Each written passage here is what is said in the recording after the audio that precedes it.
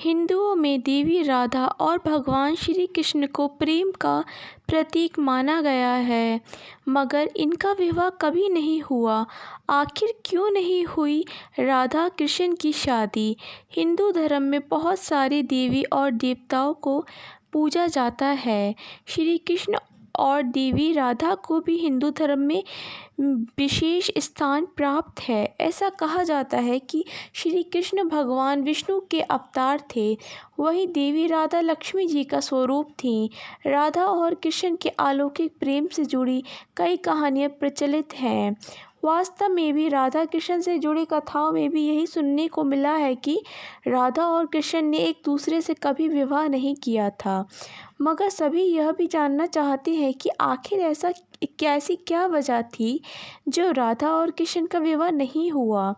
भगवान श्री कृष्ण के परम भक्त श्री धामा जब उनके दर्शन के लिए गोलोक पहुंचते हैं तो वह अपने आराध्य को पुकारते हैं। बहुत पुकारने पर भी उन्हें श्री कृष्ण के दर्शन नहीं होते हैं।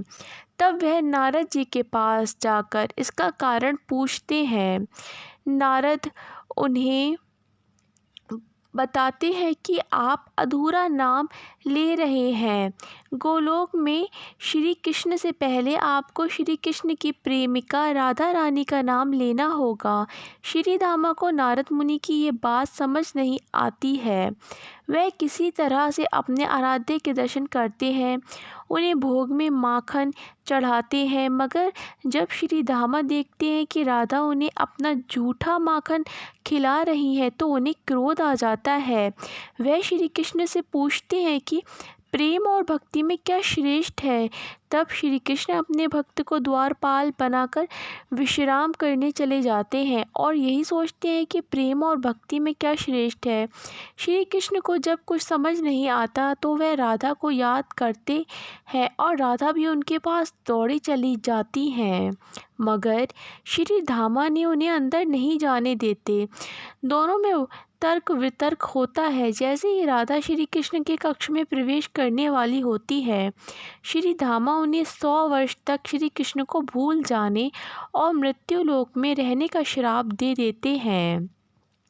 श्री धामा के श्राप के बाद राधा को पृथ्वी लोक जाना होता है। श्री कृष्ण भी अपनी राधा से मिलने के लिए पृथ्वी पर जन्म लेते हैं, मगर राधा को गोलोक का कुछ भी याद नहीं। भले राधा को गोलोक के बारे में कुछ भी याद नहीं होता, मगर श्री कृष्ण उन्हें कभी सपने में तो कभी अपनी आँखों में गोलोक के दर्शन कराते रहते हैं। राधा को भी श्री कृष्ण से प्रेम हो जाता है, मगर राधा के बाल सखा एवं महापंडित उग्रपद के पुत्र आयान को भी राधा से प्रेम होता है। वह राधा को हासिल करने के लिए श्री कृष्ण को मारने का प्रयास करता रहता है। राजा कंस के साथ मिलकर वह श्री कृष्ण को राधा से दूर करने के लिए एक के बाद एक असुर बुलाता है, मगर राधा कृष्ण को अलग नहीं कर पाता है। तभी एक घटना के दौरान राधा के पिता को अपने परम मित्र उग्रपद को वचन देना होता है कि वह जीवन में एक बार उग्रपद की किसी एक मांग को ज़रूर पूरा करेंगे।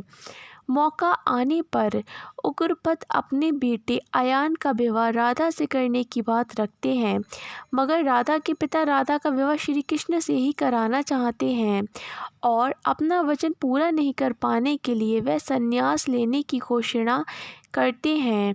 तभी श्री कृष्ण को गोलोक में श्री धामा द्वारा राधा को दिया श्राप याद आता है।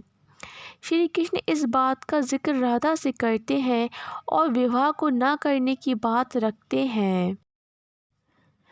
इसके साथ ही वे राधा को पुत्री धर्म निभाने के लिए भी कहते हैं। राधा अपने पिता का मान रखने के लिए श्री कृष्ण की जगह अपने बाल सखा आयान से विवाह कर लेती हैं और श्री कृष्ण को भी अपना कर्म करने के लिए वृंदावन से मथुरा चले जाते हैं। इस तरह राधा कृष्ण कभी भी एक दूसरे से विवाह नहीं कर पाते हैं।